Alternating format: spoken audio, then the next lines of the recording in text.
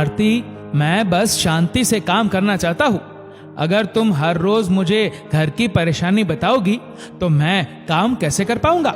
कुछ चीजों को तुम खुद भी सुलझाया करो। तुम कोई बच्ची नहीं, एक बच्चे की माँ हो। आए दिन कोई ना कोई परेशानी लेकर बैठ जाती हो। अरे हर घर में सास बहू के बीच में कुछ ना कुछ होता ही है। ये कौन सी नई बात है? ऋषभ अपनी पत्नी आरती से फोन पर कहता है।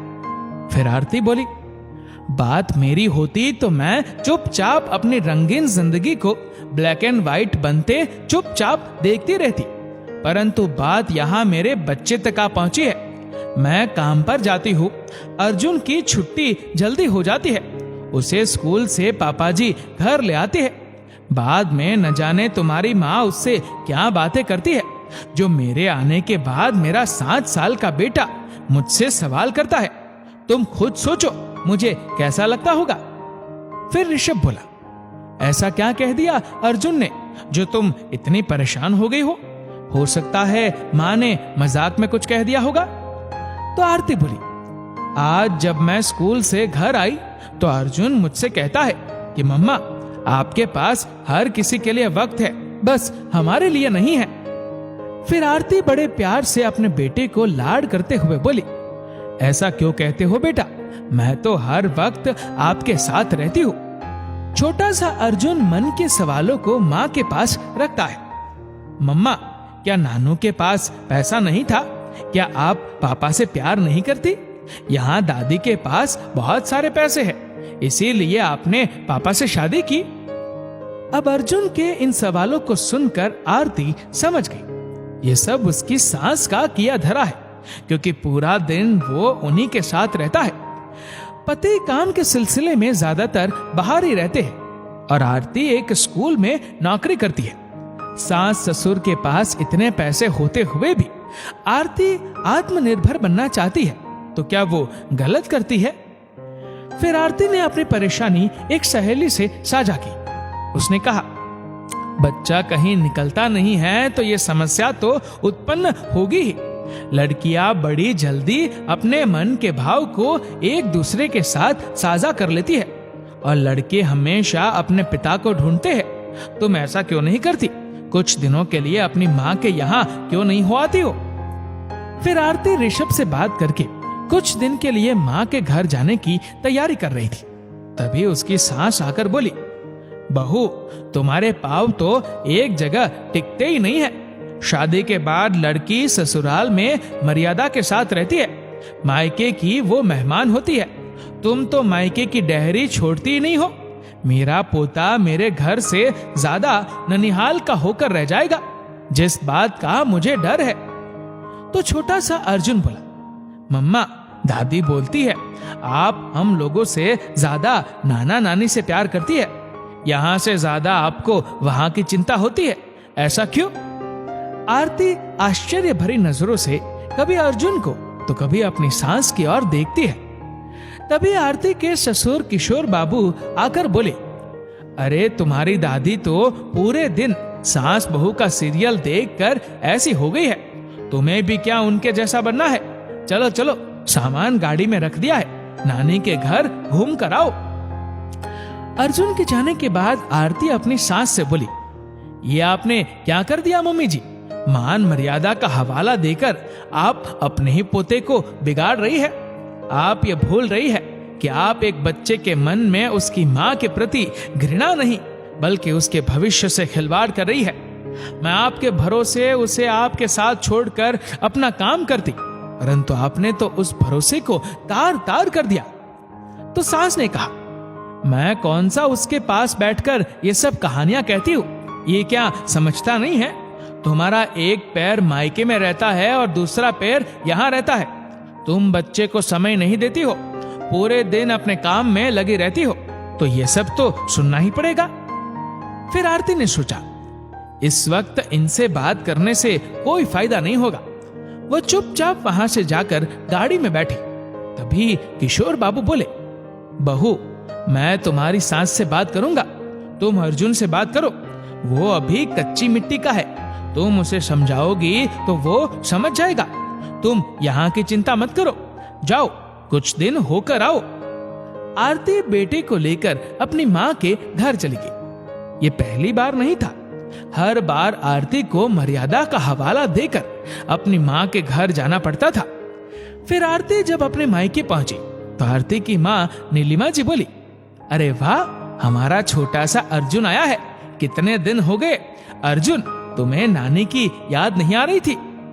तो अर्जुन बोला, नानी, आपके घर में बड़ा टीवी नहीं है, खेलने के लिए खिलौने नहीं है, और यहाँ मुझे अपने खिलौने खुद ही उठाकर रखने पड़ते हैं। मेरी दादी के घर में मुझे ये सब दिक्कत नहीं होती है। फिर नीलिमा जी बच्चे की बात सुनकर अचंभित हो गई और बच्चे के हाथों में नया खिलौना देकर उसे उसके कमरे तक छोड़कर आई और आरती से बोली, इतना छोटा बच्चा ये कैसी बातें करता है, थोड़ा इस पर ध्यान दिया करो। मेघा की आंखों से आंसू आए।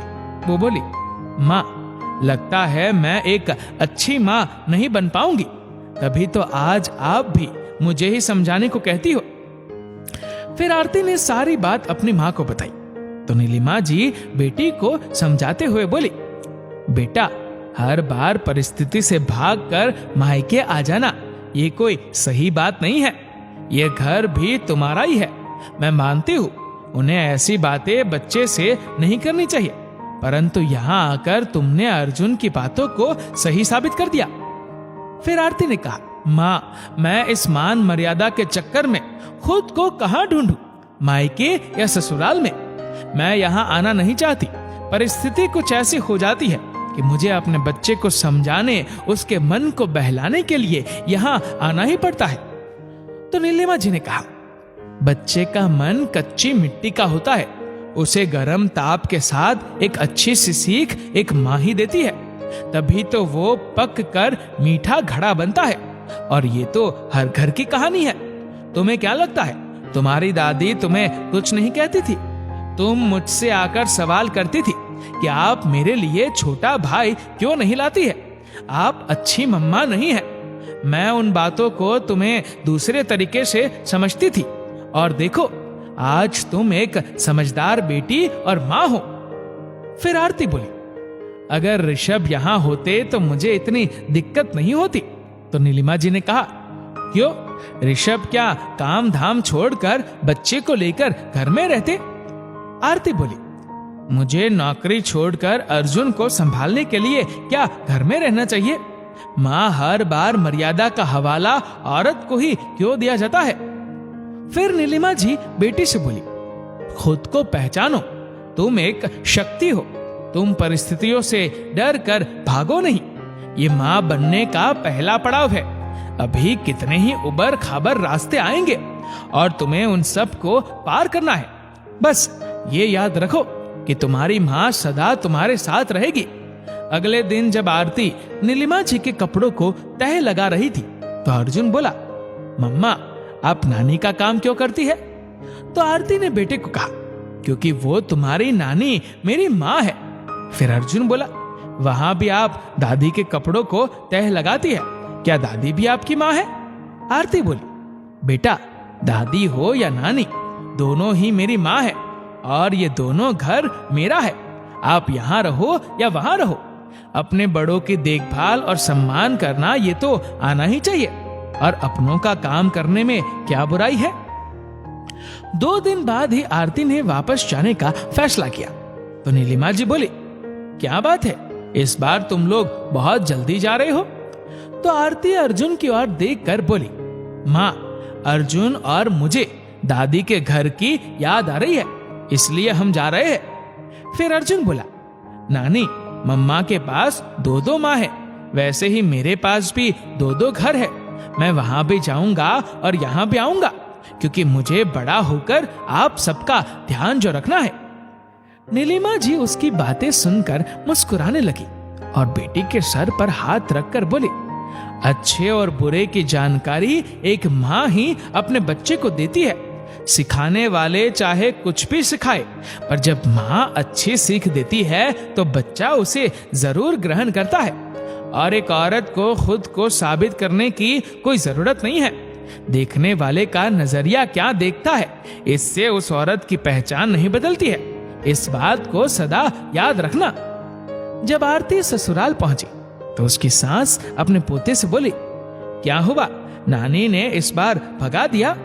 तो अर्जुन बोला, दादी, मम्मा को आपकी याद आ रही थी, इसलिए मम्मा मुझे ले आई, क्योंकि मम्मा सबसे प्यार करती है और मेरी मम्मा दुनिया की बेस्ट मम्मा है। अब आरती के चेहरे पर संतोष के भाव थे। उसे लगा कि माँ सही कहती थी, अभी देर नहीं हुई, वो अपने बच्चे और अपने काम दोनों को संभाल सकती है। अब उसे खुद को ढूंढने के लिए यहाँ वहां भटकना नहीं पड़ेगा, वो खुद के अंदर ही छिपी है। दोस्तों, ये कैसी मानसिकता है कि हर बार मान मर्यादा का हवाला देकर औरत को चुप करवा दिया जाता है। क्या परिस्थिति बदलने के बाद घर और बाहर हर जगह की मर्यादा का बोझ एक औरत ही उठाती रहेगी?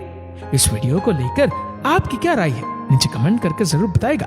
और अगर आपको वीडियो अच्छा लगा हो तो इस वीडियो को लाइक करेगा, शेयर करेगा ज्यादा से ज्यादा लोगों तक, और ऐसे ही और भी इंस्पिरेशनल वीडियोस के लिए सब्सक्राइब करें हमारे यूट्यूब चैनल को और फेसबुक पर फॉलो करें हमारे पेज को। धन्यवाद।